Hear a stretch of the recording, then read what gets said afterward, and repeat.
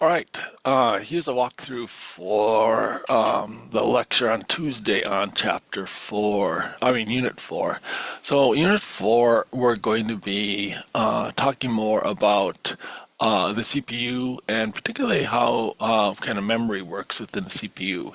And we'll be working through this exercise here. So, you might want to open up this exercise and look at this. But to kind of motivate that, I'm going to go into readings and look at this. And for the readings, we're going to be covering, oops, I forgot to share my screen. Sorry. Okay. Okay. Back here. Okay. So, Unit 4. We'll be doing the exercise. So open up the exercise here, and we'll be walking through parts of that there.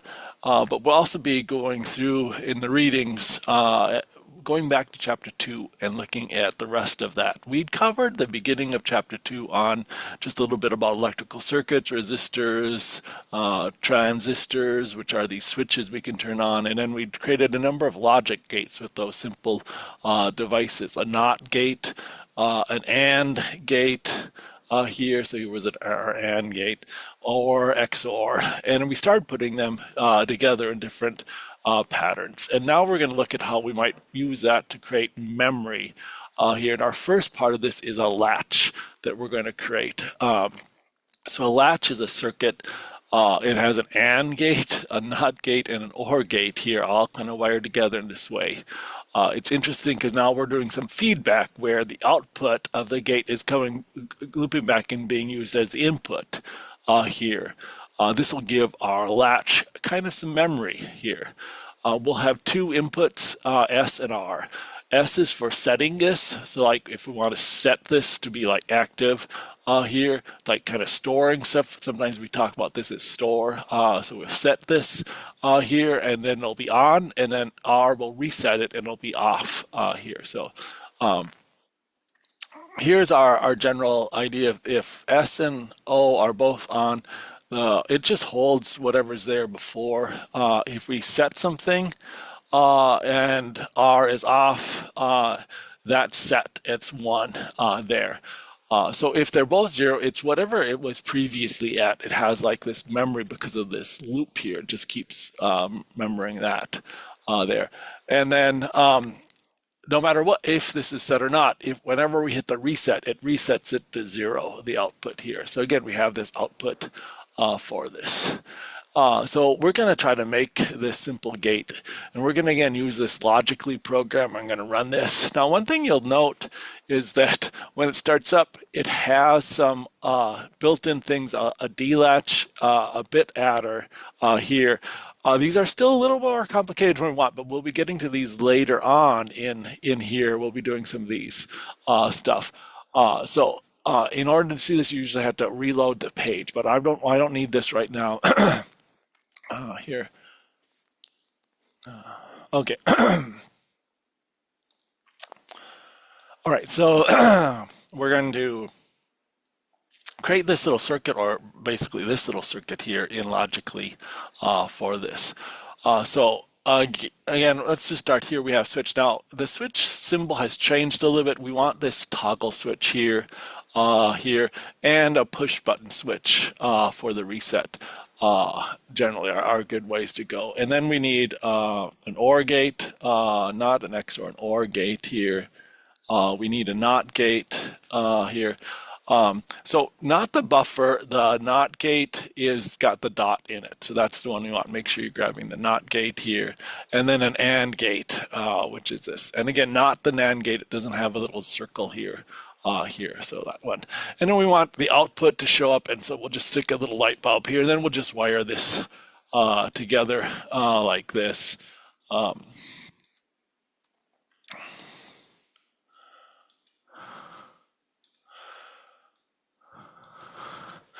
Now, we also want to feed this output, not just a light bulb, but back into this OR gate. So we'll drag an extra one over here to connect it back up. And you can just kind of drag that off so that it's out of the way up there. So that's our basic circuit here. And then you want to play with this circuit some here. Let me guess, oops, there. So again, and one thing you might want to do is label these things here. Um,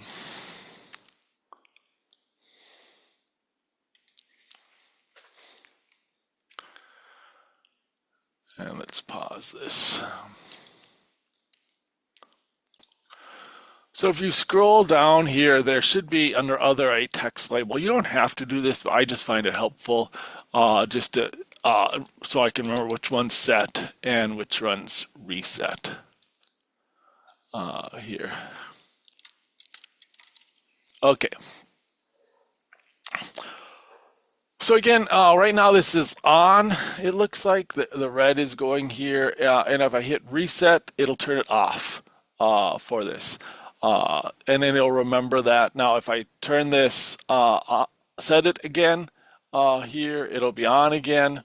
And I can set it off here. And again, I guess maybe I should switch this, I think, to a push button also. So I guess I could have used two push buttons here. I don't know. So now it's on. Again, whether or not it stays on or not, it's on. And again, that kind of shows, let me go back to the textbook here, this gate here is that um,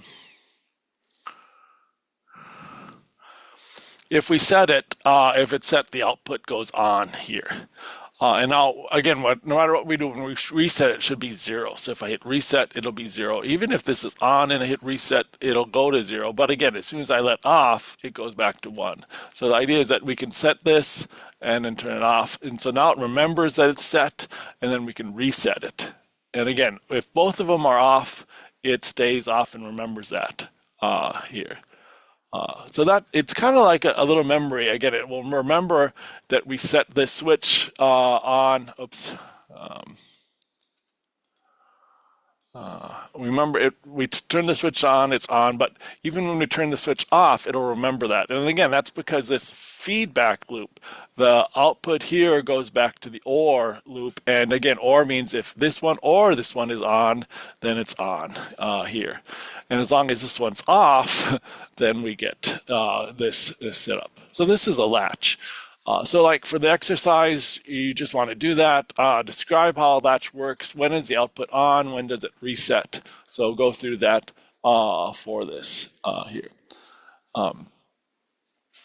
So let's talk about the next thing is a gated D latch here for data. So this is a little more complicated situation here for this that we can set up here. So, and again, we just have one input here, and now we have two outputs, although one is the one we'll be really paying attention to, this Q1 here. So again, you can create this in logically if you want as you're working on this. Let me just.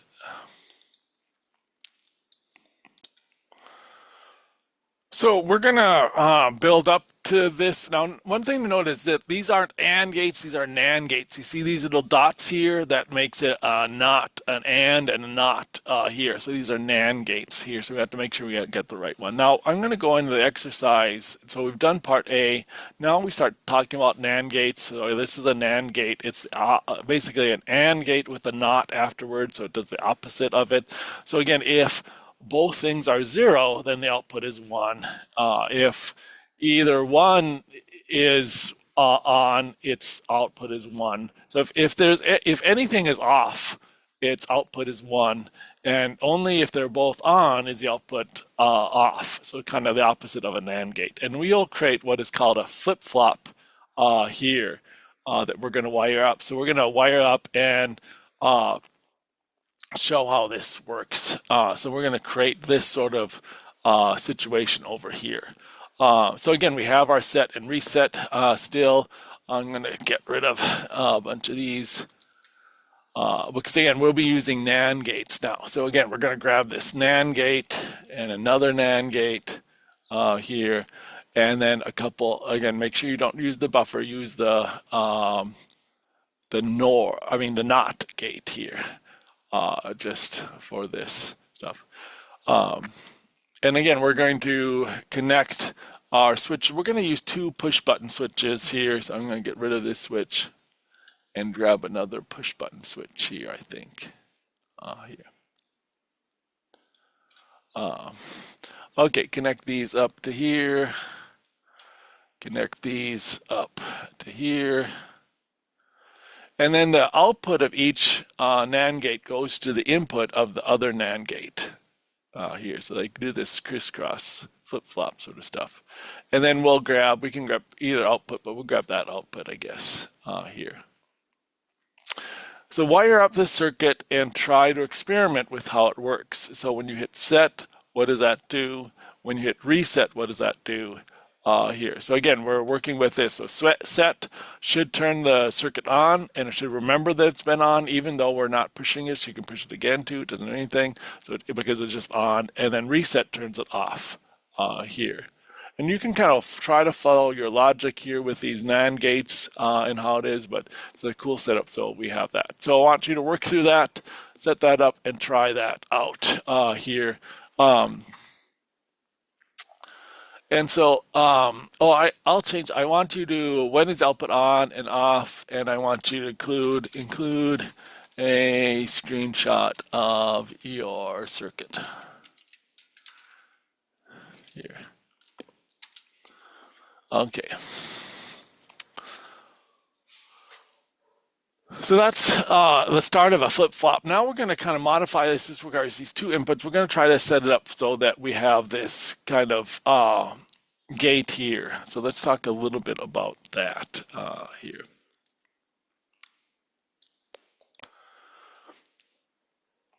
Okay, so we're going to look at this again. So we're working up to this what is called a gated circuit here for this, and the gated circuit has an input here, but also has this other input which is for the clock or the timer. In the lab, I try to explain this, so I have part of the textbook pasted in here for this. So to use this sort of, like a latch or something like that in a digital circuit, we're going to need all the memory things to kind of be timed together. So we're going to have a clock signal, just a pulse going on and off and on and off and on and off to all these circuits for this. And so we're going to have that connected up here. So we're going to create a version of that here. So this is the version we're creating here for that in your lab. So again, you want to wire that up. And so now notice we've got now that we're back to AND gates here, and then these are NOR gates for this. So again, I'm going to delete these and wire up this circuit here. So again, we've got an AND gate there and an AND gate here. We have a couple OR gates. Not OR gates, NOR gates, because again, they have the little dot on the end of them to mean not. So not OR for these. Now, for our switches here, we're going to replace one of them with a clock. So we're going to put in a clock here for this. Just to show you what a clock does, I'm just going to connect it right here. And again, it just goes on and off and on and off automatically here. So just see the light bulb goes on and off here. So that's what it does, is it just a little clock. It just turns a signal on and off repeatedly for this. Okay, so let's try to get this wired up here. I'm going to need one more NOT gate, I think, in here. Let's see if I can move this stuff all forward just a little bit. Here, I'm going to have to zoom out just a little bit. Okay, so follow the diagram here, try to get this all wired together. So from here, we're going to go to here, and then we're going to go here. So that's our two inputs here. And then both of these are going to go here. We're going to feed forward here and feed forward here. And again, these are going to crisscross each other. Let's see if we can get those set up there, and there for kind of our flip-flop here. And then we have our light bulb here. And then just, let's get another light bulb here just so we can show that that these should always be kind of opposite here. one will be on and one will be off all the time. So try to set that up for us. Throughout this circuit, there's some videos here you can watch on how flip-flops work. Jump to these certain time frames. I think the link should be there. Describe what a clock signal is and what its output is, and then I want you to also here paste a picture of your just a screenshot of your circuit.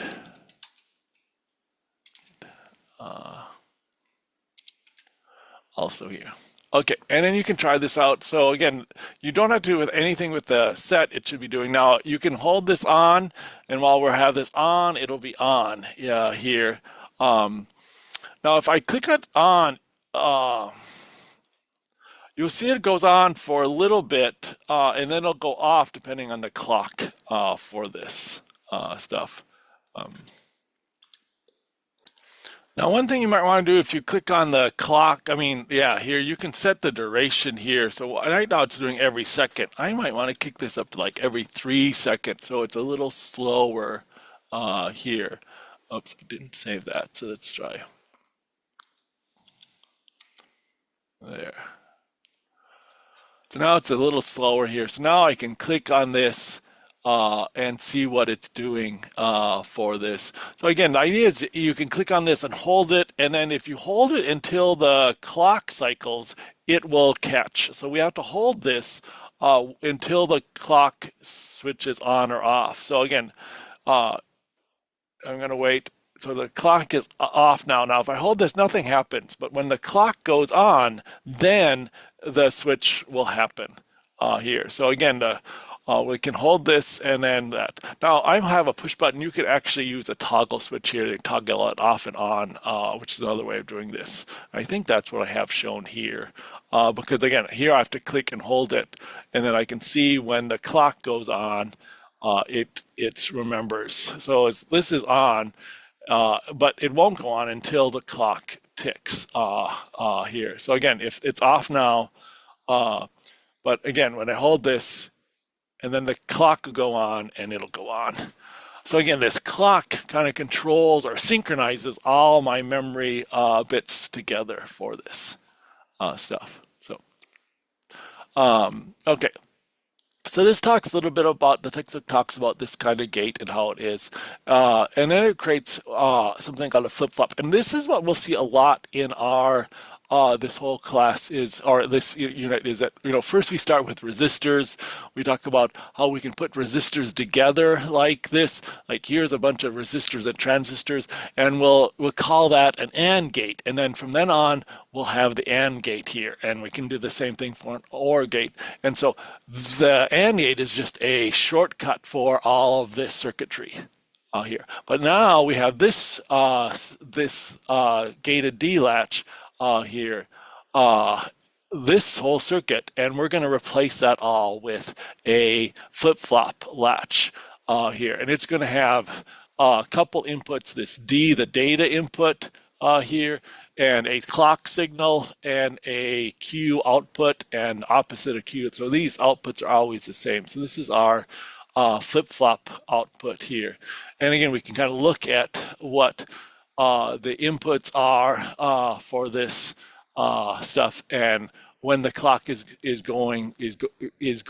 turning on, this little symbol here, up arrow is saying the clock is turning on here, and then this is the output here. So you can read through this. So let's see what we're doing with the lab here. So again, we're going to try to set up a bunch of registers, create a register from a flip-flop sort of stuff. So again, we're going to redo our circuits here and set this up here. So I'm going to delete a bunch of this stuff here. So we have, oops, I forgot to change. So this is our clock. Let's label that. And this still is our reset for this here. Now, we're going to want to use our SR flip-flops here. So we're going to grab our SR flip-flops for this.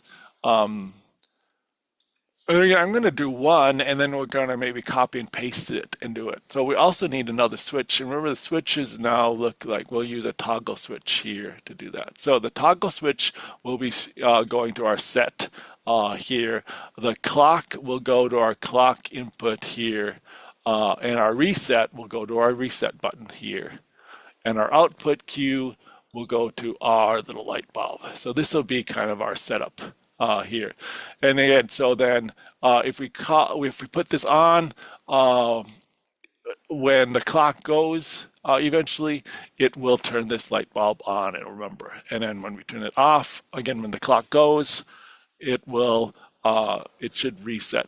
Oh, I guess I have to hit the reset button to do that. I have to hold the reset when it goes. Then, yes, when holding reset and the clock changes, it will change here. So again, it's a basic simple memory here where I can set the memory, but again, it's all synchronized here with the clock. So this, now we will, like we're in our simple ALU, we had registers that stored 4 bits. So we're going to do the same thing here. So I'm going to delete this, and I'm going to highlight this and copy it and bring that down here. I'm going to have to zoom out, maybe not quite that much, and paste it again and move that down here. I'm going to want to maybe move this in here a little bit so that we can get this. I'm going to get rid of this actually. Okay. So now I have these flip-flops going in here. And again, let's copy one more and move that down. So now I have basically 4 bits, 4 light bulbs, 4 bits going in here, and I want to connect this. So the clock will be connected up to every one of these ones, the clock input on every one of these here. I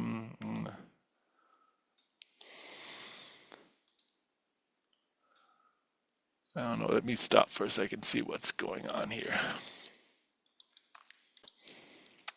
I guess while you're doing this, make sure your switches are off here. Your data switches or your storage switches are all off here. Otherwise, we get a little feedback until. So here we have the clock going everywhere. We also have this reset going to each of the reset buttons here. And again, I like to just drag these around so they're not so crisscrossy here. So if you just again grab them, you can kind of drag them off here and kind of make this a little easier to understand, hopefully. Okay, so now I have the reset going to all 4 resets, the clock going to all 4 clocks, and I have these set bits here. So now I can turn these things on and off. So I can turn that on, and it'll stay on until I hit reset. So I can turn this one on here, and now it'll be on, even though I've turned this back off again. And then if I hit and hold reset when the clock goes, now. So the clock signal only happens when the clock changes one direction from on till off, I believe. So again, if I store something in here and something in here, again, when the clock goes from on to off, it'll store it and then I can turn these off. And same with reset. The clock goes on, it doesn't do anything, but when the clock goes from on to off, that signal resets everything for this. So again, this is just how I can store some things in memory. There, I can store them in memory here, and then they'll remain stored in memory here, and then I can clear memory by holding this, and I'll clear memory for this. Okay, I want to make sure we get a copy of your circuit tree here.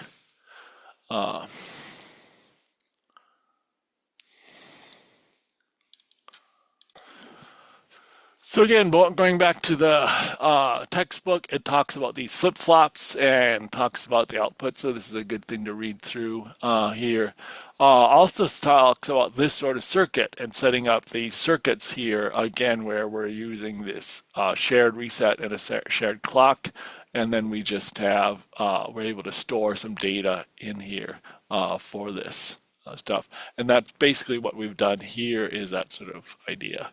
And it talks about then a register being this way, where we have a clock and we have data that we can store in here. And again, that's basically what we have. We have these 4 data bits we can turn on and off that go in here that are going into these things.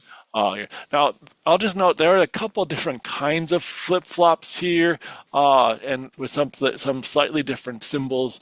The greater than is usually the clock signal. R is usually the reset here. D is usually data, and Q opposite or not Q are the 2 outputs. And again, we usually are grabbing Q here. And again, this is similar, but again, this is a slightly different variation of flip-flops, and we're not going to go over all the different versions of D flip-flop and the K flip-flop, but we're just going to use this simple SR flip-flop with this circuit. It works a little easier. I think it's easier to understand than the D flip-flop that it shows here for this. Now, so again, we're making more and more complicated steps. So far, we've made a register. The other thing we need for ALU is like an adder. So we're going to make an adder together here and create an adder for this. And eventually, we'll wire this. Next week, we'll wire this in on our Raspberry Pi with our resistors and that sort of stuff. We'll create this. Now, in your exercise, we'll talk about what a half adder does. Here. So we're just going to want to add 2 bits. And so there's a little video that you can watch that walks you through how you add, what adding actually means. And when we're adding, we'll add the numbers in there and we'll carry the numbers over here. So watch this video here. And then go through. So if we have 0 plus 0, it's 0. 0 and 1 is 1.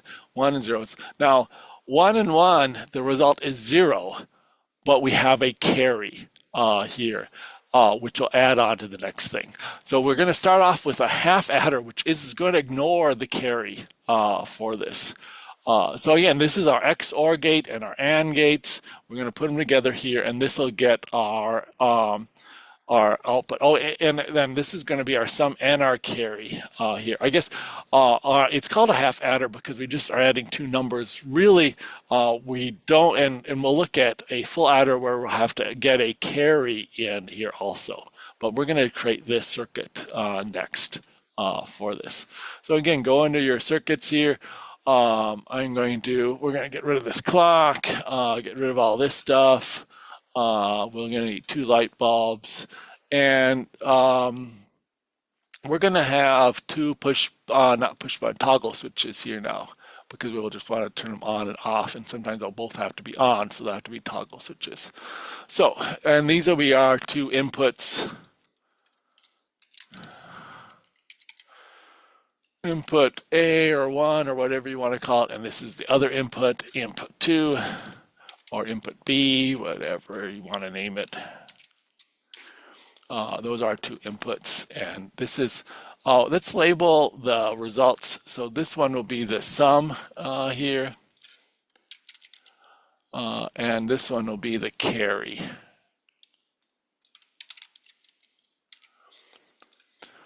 And again, we're just going to use our, I'm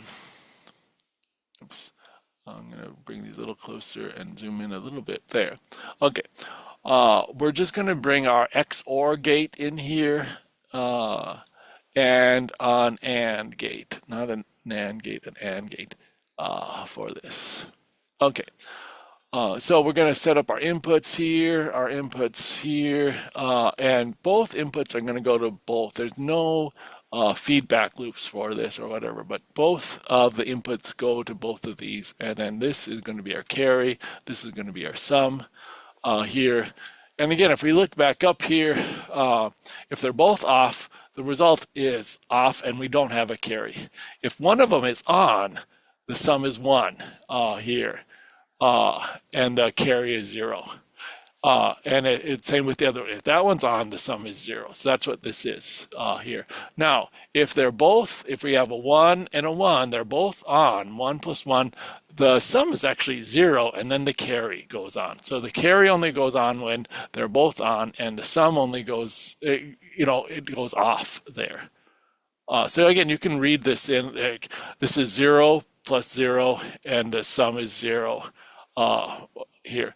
And this is a 1 and a 0, and that's a 1. This is a 0 plus a 1, and the result is 1. And if it's 1 plus 1, it's a 1, 0 here. So basically a 2 in binary. So that's how we write that for that. So that's how we set this up for this. And again, I keep forgetting to paste a screenshot of your circuit here.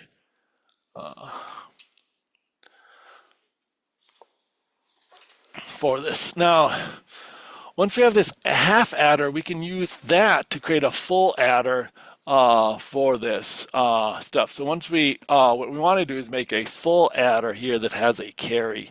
There's a couple ways of doing it. You can wire it all correct yourself, or you can talk about taking a half adder and another half adder, and you take the sum from one and the carry bit from the other one. So the idea is that if we're going to put these all together here, we will want to have an adder that'll add 2 bits, but the carry will go on to the next digit. And so each of these has to have 2 inputs that's adding together, but a third input is the carry from the adder that's a little lower down here. For this. So, and again, similar here when we think about if we're adding numbers here, if we're adding multi-digit numbers, we add up the 2 numbers, but we also have this little carry. So there's actually 3 things we add together, and that's why a full adder is going to need 3 inputs. So this is what we're going to modify our circuit to be this. It looks a little more complicated, but again, we have our input 1, input 2. We're going to add a carry bit here. So we need another toggle switch here for our carry bit.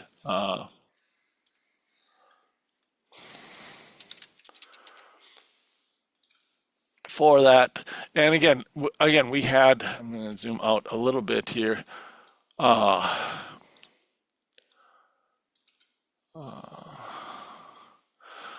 Again, we have an XOR and an AND, and we're going to do that again here. So we need another XOR gate here and another AND gate here. And then we just have to wire this. So this is like another add. So we're going to take the input from here. And again, maybe you want to label, I'm going to move these. This is our sum and carry initially. And I'm going to move those over here also. Okay. So the intermediate sum also goes to here, and the carry bit also goes to there. And intermediate carry also goes down to here. Oh, I'm missing one more. I've got to have an OR gate there. So I need to drop in an OR gate here.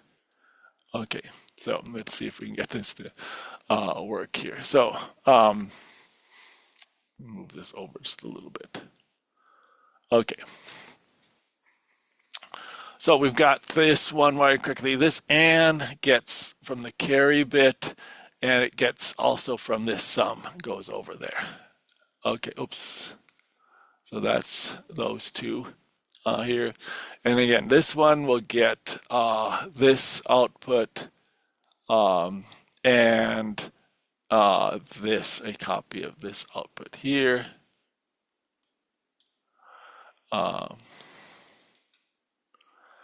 And again, we're going to get rid of this sum here wire, and now the sum is going to actually come from here.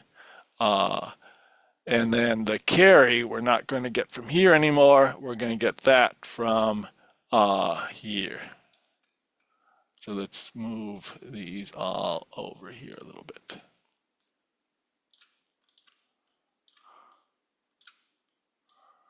Okay.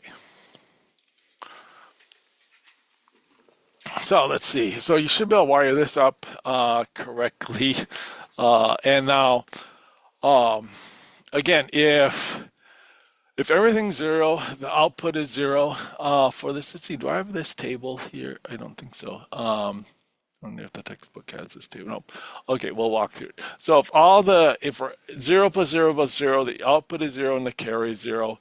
If we turn any of these on, we'll get 1 here. We should turn this one on. Oops. Yeah, it's on. Or this one. Any one on will turn the sum on. If 2 of them are on, the sum will be 0, but the carry will be on here. So because again, that's back to our output here where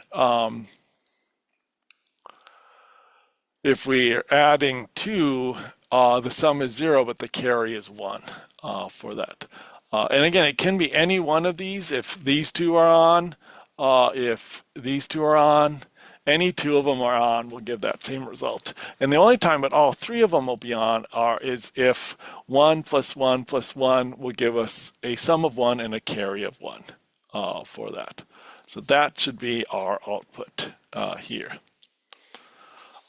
So set that up, describe how the circuit works, when's the carry on, and then paste your screenshot of your circuit there. Also.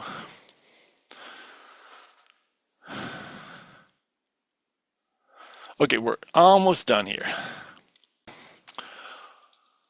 So the last thing we want to do is talk about chaining together. So again, now we're taking this whole circuit here and putting it in a little box. And so we have an A and B input and a carry in.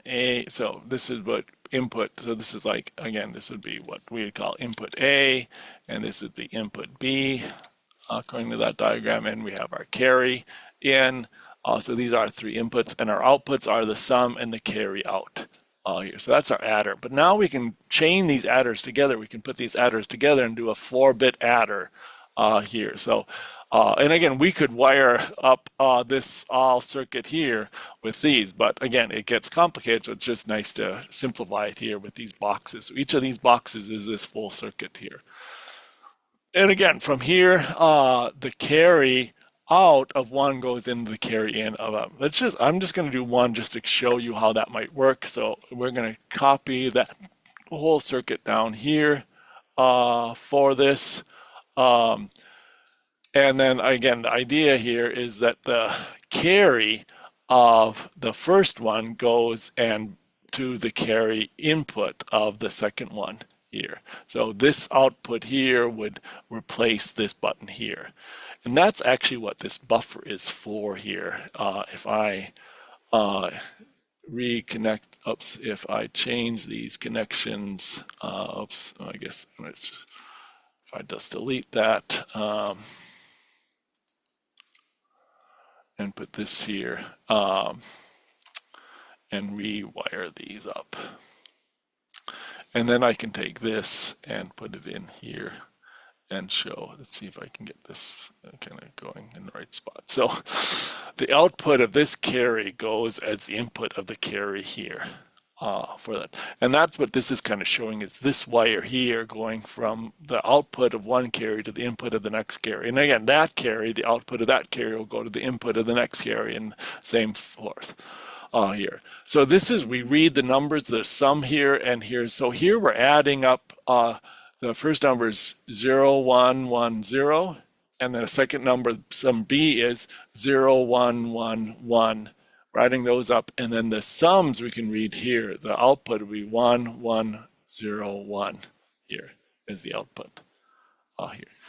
Now the question I have for you is, like, if you have a 4-bit adder here, how many AND gates and OR gates does it take? So just to do one of these boxes requires 2 NOR gates, 2 AND gates, and an OR gate here. That's for one of these. Now for 4 of these, I'd have to multiply that by 4. So rather than two XOR gates, we'd have 2 times 4, we'd have 8 of them here. And how many, and where there's one OR gate, so if we're going to do 4 of these, there'd be 4. So what do you need to do 64-bit adder? If we wanted to chain 64 of these together, how many of these gates will we do? And if you get bored, it's interesting calculation. Remember, we built these AND and OR gates out of resistors and transistors, so you can actually look.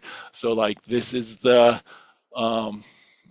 this is the AND gate. It has 3 resistors and 2 transistors. So you can actually calculate how many resistors and transistors are needed to build a 64-bit adder for this stuff. Okay, so that's your job. Work through this and post that exercise in here. Okay, feel free to let me know if you have any questions.